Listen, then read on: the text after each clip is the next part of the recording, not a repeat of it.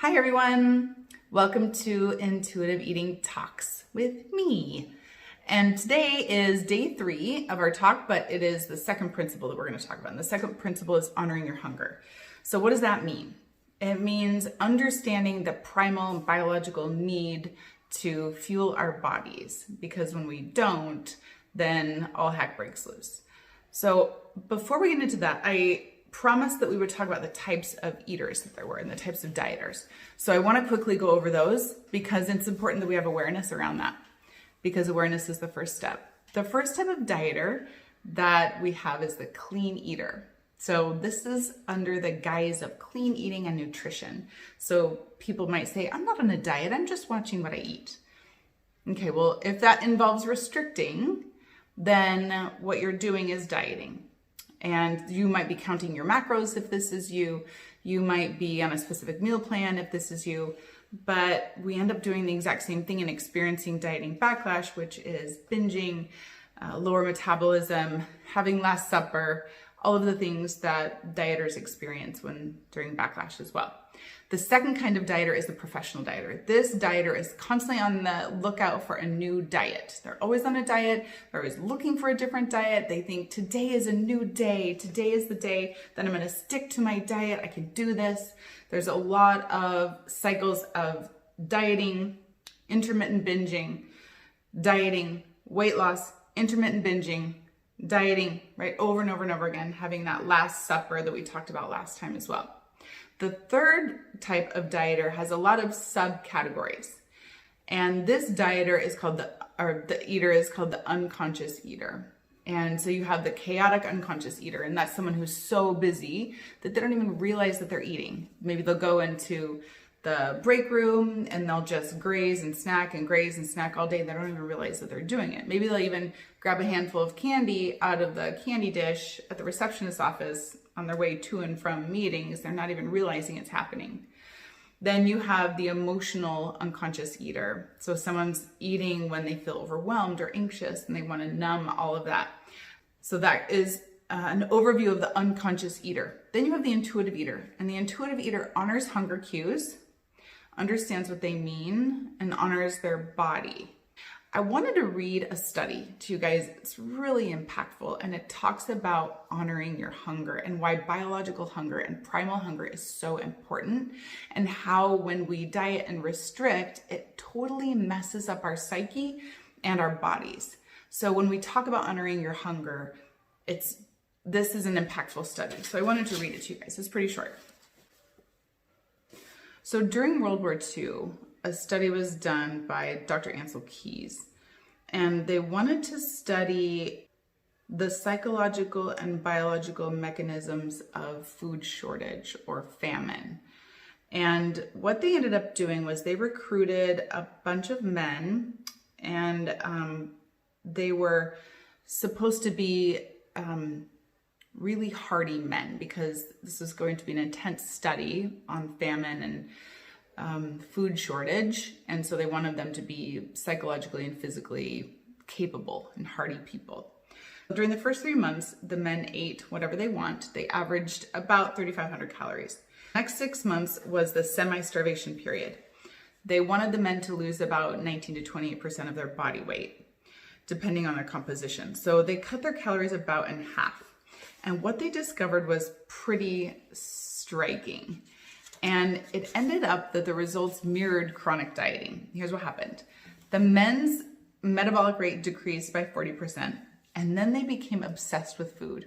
So they had heightened food cravings and started talking about food and collecting recipes all the time. Their eating style changed. So either they were ravenously gulping to stalling out the entire eating experience. Some men played with their food and dawdled over a meal for several hours because they wanted to continue the experience. Several men failed to adhere to their diets and reported episodes of bulimia. One reported a complete loss of willpower and ate several cookies, a sack of popcorn, and 2 bananas. Another one flagrantly broke the dietary rules, ate several sundaes, malted drinks, and even stole penny candy. So these hardy men, when faced with deprivation, when faced with ignoring their hunger cues, They stole, they binged, they obsessed over food, all of the things that chronic dieters experience. Some men exercised deliberately to obtain increased food rations. Personalities changed, and in many cases there were onset of apathy, irritability, moodiness, and depression. Crazy. During the refeeding period, the men were once again allowed to eat at will. Hunger pains became more intense, and hunger was insatiable. The men found it difficult to stop eating. Weekend binges added up to 8,000 and 10,000 calories. It took the majority of men an average of 5 months to normalize their eating. I wanted to point out this study because it's so interesting the way that we blame ourselves for some of these symptoms, right, of ignoring our hunger cues. We become obsessed with food. Our metabolism is completely messed up. Our hunger pangs become even more severe. We break rules. We lie, cheat, and steal to get food. It's not you. You're not broken. It's this whole notion of restricting and ignoring our hunger cues. The other thing that's interesting that happens in the brain is there is a neuropeptide Y. It's a carbohydrate craver. And when we restrict in any way, that neuropeptide kicks into gear. In fact, people who end up not having breakfast end up having a higher reoccurrence of that neuropeptide. Those neuropeptide levels increase, and at mid-afternoon, we end up seeing binging and gorging on food because hunger signals are given to us by cells in our body. Our bodies are still biologically equipped to survive famines by lowering our energy levels, increasing our biological chemicals that trigger our eating drive, and so on. So what if you don't know what it feels like to be hungry anymore? What if you've ignored it for so long that you don't even know? Or what if you wait all day long and you ignore, and maybe you don't feel hungry, and then all of a sudden mid-afternoon you're starving? So that's ignoring your hunger cues.